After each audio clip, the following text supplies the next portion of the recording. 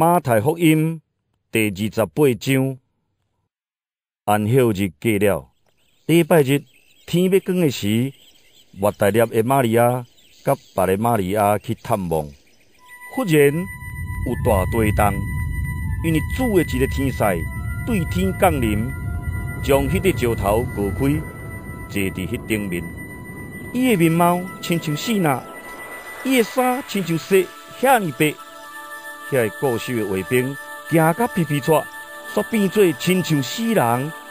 迄个天使甲遐个妇人人讲：毋免惊，我知恁在找互人顶十字架的耶稣，伊无伫遮。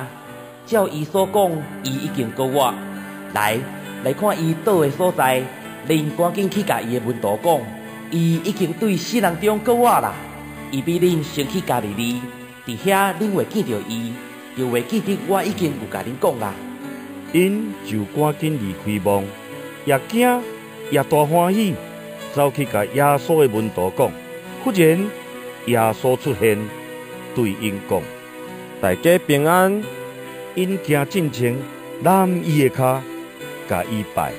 耶稣甲因讲：毋免惊，去甲我的兄弟讲，叫因去加利利，伫遐因会见到我。遐个妇人人离开的时，有一寡固守望的卫兵入去城内，将所发生的代志拢甲祭司长报告。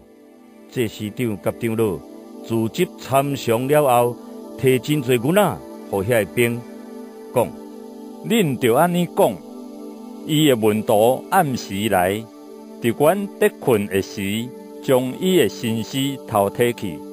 万一总督听到这个代志，阮会去甲伊安搭，保恁无代志。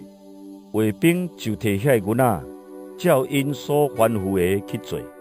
这个代志到今仔日，还伫犹太人的中间在流传。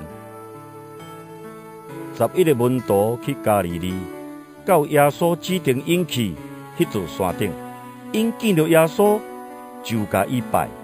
不过有人还在犹豫。耶稣行活去，甲因讲：上帝已经将天顶地下一切的权柄拢予我，所以恁着去招万民来做门徒，甲因洗礼，予因归伫爸、囝、圣神的名。